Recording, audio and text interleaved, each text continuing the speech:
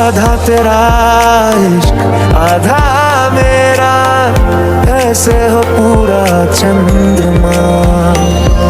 ओ तारा तेरा एक तारा मेरा, बाकी अंधेरा आसमां। जो तेरे संग लगी प्रीत है, रू बार बार तेरा नाम ले। दावों के भी करीब तू हमेशा पास था, कि 100 जन्म भी देखती मैं तेरा रास्ता। ये जो हल्का हल्का सुरूर है, ये तेरी नजर का कसूर है। This is part 11 of our love story लवेंस, और आज का ये एपिसोड हमारा बहुत ही ज्यादा धमाकेदार होने वाला है, तो इसे एंड तक ही देखिएगा। जंगकुक, आज मैं अपने बचपन की बेस्ट फ्रेंड से मिलने जा रही हूँ, तो मैं चाहती हूँ कि मैं अपने साथ येन को लेके जाऊँ। हाँ, वैसे भी निकम्मी है, काम तो करती नहीं है, ले जाओ इसे, पर ख्याल रखना इसका। क्या बोला तुमने? निकम्मी? यस, निकम्मी, और साथ ही साथ बेरोजगार भी। सुनो, मैं बेरोजगार नहीं हूँ, बस मेरी मर्जी नहीं है करने की काम। अच्छा, तो मैंने क्या कुछ गलत किया? हमारे यहाँ तो ऐसे लोगों को बेरोजगार ही कहते हैं। व्हाटएवर, मेरे को कोई फर्क नहीं पड़ता, मेरी तो बचपन से प्लानिंग हैगी। मैं तो एक अमीर लड़के से शादी करके लग्जरियस लाइफ जी लूंगी। ओह, तो तेरी ऐसी प्लानिंग है? अच्छा, तूने मुझे बता दिया। अब तो तेरी शादी मैं एक झोपड़ी वाले से करवाऊंगा, उसके बाद तुझे पता चलेगा। अरे, आपके बोलने से कुछ नहीं होता हैगा, मैं एक अमीर और अच्छे लड़के से शादी करूंगी। वैसे जैन आइडिया बुरा नहीं है, क्यों ना मैं भी एक अमीर लड़के से शादी कर लूं, और फिर मेरे पापा का बिजनेस तो वही संभाल लेगा। शट अप, आजकल की लड़कियों को पता नहीं क्या हो गया, सेल्फ डिपेंड तो होना ही नहीं है इन्हें। आपने मेरे पे चिल्लाया, मैं भी आपको चिल्ला सकती हूँगी। एक तो अच्छा बोला, और ऊपर से अपने को डांट पड़ेगी। हाँ, और मुझे इतना बोलने से पहले मोटा बहन, पहले अपने गिरेबान में झांक के देखो, फिर दूसरों को बोलो। अच्छा, अब तो मुझे सबके सामने बोलना ही पड़ेगा। तू एक भी सब्जेक्ट में पास नहीं हुई, जितने साल पढ़ी उतने साल पापा को पैसे देके तुझे पास करवाना पड़ा। क्या सच्ची है? कोई नहीं, हुई हूँ मैं खुद से पास। नर्सरी में ड्राइंग के पेपर में पास हुई थी मैं खुद से। हाँ, अब तो अपनी काबिलियत खुद देख ले, नर्सरी के बाद तो ड्राइंग के पेपर में भी पास नहीं हुई। लगता है आज मुझे सच बताना पड़ेगा, तो कान फेफड़े दिल खोल के सुनना। आपको मम्मी नाले के नीचे से उठा के लाई थी, और मैं आपकी छोटी बहन नहीं, बड़ी बहन। आज तक मैंने टॉप इसलिए नहीं किया ताकि आपको डांट ना पड़े। अगर आपको डांट पड़ती तो आपको रियलाइज हो जाता। क्या क्या रियलाइज हो जाता? यही कि आप सौतेले और आपको नाले के नीचे से उठा के लाए थे। पर हाँ, ये मम्मा को मत बताना, वरना वो ये सदमा सहन नहीं कर पाएगी और मेरा कचुम्बर बना देगी। ओह अच्छा, अब ये बताओ कि कहाँ से सीख के आती हो ऐसी बेहुदा कहानियाँ तुम? आपको ये बेहुदा लग रही है कि? तो और क्या कहूँ, ये कहानियाँ तो बचपन में मैंने तुम्हें सुनाई है और तुम मुझे चिपका रही हो। आपने बचपन में मुझे ऐसा ऐसा बोला? कैसे बोला? वैसे ही बोला जैसे अभी तूने बोला। प्लीज बस करो यार, ये बातें सुन सुन के मैं बेहोश हो जाऊंगी। और तुम्हें ऑफिस नहीं जाना है क्या जंको? सब इसकी वजह से, इसकी बकवास बातों की वजह से मैं भूल गया। और तुम तयो हंस रही हो साइड में खड़े खड़े, पर ये नहीं बोल रही हो कि साथ ऑफिस चले। और इतना देते हुए जंकुक घर से बाहर चले जाते हैं। अजीब है, पहले खुद लड़ते हैं फिर मुझे बोलते हैं। वो तो है ही सही, पर अच्छा आएगा, पहले तो ये काम में घुसे रहते थे। पर तभी जंकुक कार का हॉर्न बजाता आएगा और तेयोंग को सिग्नल देता है कि उसे अब ऑफिस चलना चाहिए, तो तेयोंग भी ऑफिस चली जाती है। सर, हमारी मीटिंग तो सच्ची में बहुत अच्छी गई। आज की मीटिंग बहुत ही ज्यादा अच्छी थी। हाँ, आप सही बोल रहे हो, आज की मीटिंग बहुत ही अच्छी गई है। वैसे इंपॉर्टेंट जो पेपर्स थे इस मीटिंग के वो कहाँ हैं? अरे, कुछ पेपर्स कार की बैक सीट पे भी रह गएंगे। अच्छा, एक काम करिए, मैं लेके आ जाती हूँ, आप लोग तब तक के चाहिए। वाह, ये तो परफेक्ट टाइम है, ये अकेली ऊपर आएगी, मेरा काम जल्दी से हो सकता है बिना किसी को खतरे में लिए, क्योंकि बदला तो इसी से लेना है। और उसके बाद वनयंग अपने प्लान को अंजाम देने के लिए वहाँ से डायरेक्ट कंट्रोल रूम में चली जाती है। अरे, मैं अपना फोन ही कार में भूल के आ गया। एक काम करिए, आप दोनों जाइए, मैं दोनों चीजें लेके आता हूँ। उसके बाद आर्यन बाहर चले जाते होंगे। अब तक के तो आर्यन सर और जंकुक सर पहुंच भी गए होंगे, और वो तेयोंग लिफ्ट में चली भी गई होगी। बंद कर देती हूँ। उसके बाद वनयंग लिफ्ट के बटन में थोड़ी छेड़छाड़ कर देती है, पर वो ये थोड़ी जल्दी कर देती है, क्योंकि आर्यन जब बात कर रहे थे उसे में बहुत टाइम लग जाता हैगा। और अभी फिलहाल तो लिफ्ट में तेयोंग और जंकुक है। इससे कौन डरता है? डर कौन रहा है? ये झटका और लाइट जाना, मैं तो बस पूछ रही थी क्या हुआ। ओह अच्छा, लगता है मैं चिल्लाया था अभी। ये तो फिर से हो रहा है। अरे, अभी तो मैं वापस चिल्ला दिया। तुम डर रही होगी, ऐसी चीजों से कौन डरता है? ये तो एक माइनर सी चीज है। हाँ, मैं डर रही हूँ, पर प्लीज पहले ये भारी सामान अपने ऊपर से हटाओ। ये फाइल दो मुझे। और ये चीजें साइड में फेंकने से क्या होगा? मुझे कैसे पता होगा? मुझे बस जिंदा ऊपर जाना है, मतलब ऊपर वाले फ्लोर पे जाना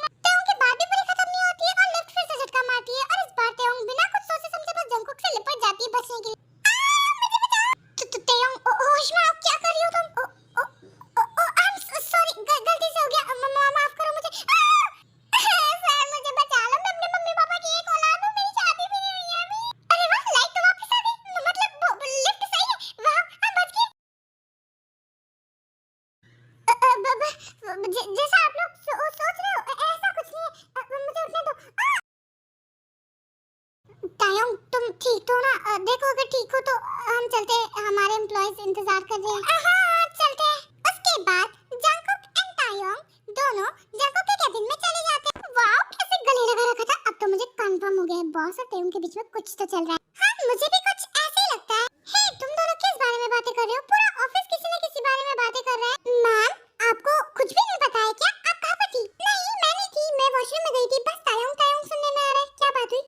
वन्यम को तो पहले से पता था, वो बस इनोसेंट बनने की कोशिश कर रही थी। उसे लगता है कि तायोंग लिफ्ट में फंस गई, पर जब वो असली न्यूज़ सुनती है उसके तो होश उड़ जाते हैं। क्या ऐसे कैसे हो सकता है? सर और तायोंग एक साथ लिफ्ट में कैसे हो सकते हैं? पर मैम ऐसा ही हुआ है, आप जाके ऑफिस के ग्रुप चैट पे देख सकती हो, वहाँ पे आपको वीडियो दिख जाएगी। अच्छा ठीक है मैं अभी चेक करती हूँ। इतना कहते हुए वन्यम वहाँ से चली जाती है। तुमने देखा था मैम पहले बड़ी खुश थी और उसके बाद उनका मुंह लटक गया। हाँ देखा तो मैंने भी था, पर बोले कौन?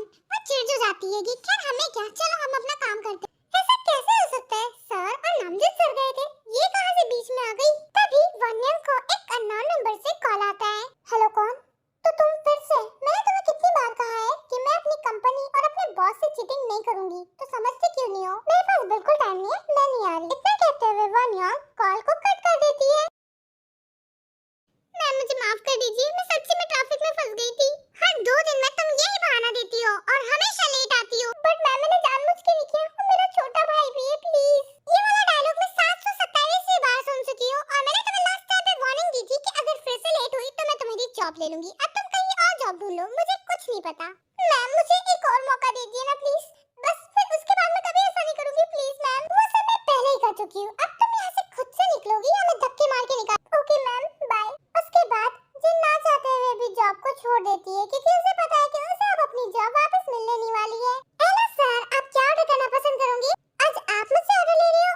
आज आपकी वो वेटर नहीं आई है क्या? वो लड़की, वो तो अभी थोड़ी देर पहले यहाँ से गई है, मैंने उसे अभी काम से निकाला है। बहुत ही लेजी थी और बहुत ही लेट आती थी। आप बताइए आपको क्या चाहिए? क्या आपने उसे काम से निकाल दिया? ठीक है मैं चलता हूँ, थैंक यू सो मच। उसके बाद आयम जल्दी से कैफे में से चले जाते हैं ताकि वो आसपास जिनको ढूंढ सके। मेरा टाइम बर्बाद कर दिया। कैसे कैसे लोग हैं बिना कुछ ऑर्डर करे चले जाते हैं। अब क्या करूं मैं? मेरे पास पैसे भी नहीं है, मुझे आज रूम का भी रेंट देना है। मेरे साथ हमेशा ऐसा क्यों होता है? एक्सक्यूज मी, क्या हम थोड़ी देर बात कर सकते हैं? मुझे आपसे कुछ बात करनी है। सर आई एम सॉरी, मैं अब उस कैफे में और काम नहीं करती हूँ। वेल मुझे पता चला है तभी तो मैं आपके पास आया हूँ। ठीक है बोलिए क्या बात है? सबसे पहले मैं आपको कहना चाहता हूँ कि आपको रोना नहीं चाहिए, आपको इस प्रॉब्लम का सॉल्यूशन ढूंढना चाहिए। और दूसरी बात है कि सॉल्यूशन मेरे पास है। क्या मतलब? कैसा सॉल्यूशन? मैं एक बैचलर हूँ और मेरे घर में मेरे अलावा कोई नहीं रहता और मैं बहुत दिनों से एक हेल्पर को ढूंढ रहा हूँ। अगर आप चाहो तो आप मेरे घर पे काम कर सकती हो। थैंक यू सर, आपने मेरे बारे में सोचा और मुझे जॉब ऑफर की, पर मैं आपके घर पे काम नहीं कर सकती क्योंकि मेरे पास और भी कई सारी जॉब्स हैं और मुझे वो भी करनी पड़ती है। तो आप मुझे बता दीजिए ना कि आप सारी जॉब से कितना कमाती हो, मैं आपको उसका डबल दूंगा। क्या आप मुझे डबल पैसे दोगे? पर इतने सारे हेल्पर हैं, आप उनको ना चूज करते हुए मुझे क्यों चूज कर रहे हो? क्योंकि मुझे लगता है इस वक्त सबसे ज्यादा जरूरत तुम्हें है इस काम की। मुझे सोचने के लिए थोड़ा सा टाइम मिल सकता है?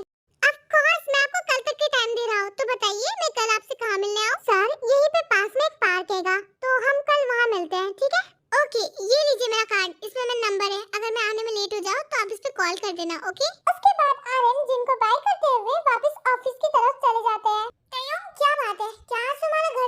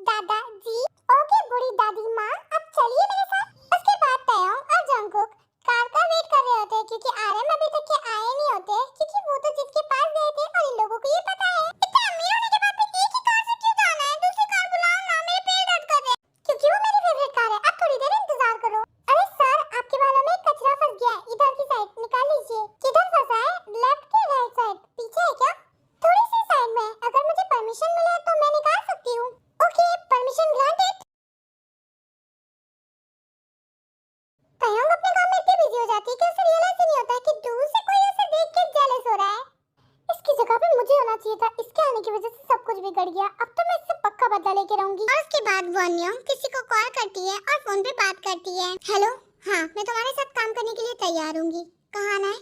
ठीक है मैं आती हूँ। बस करो, गले लगती रहोगी क्या?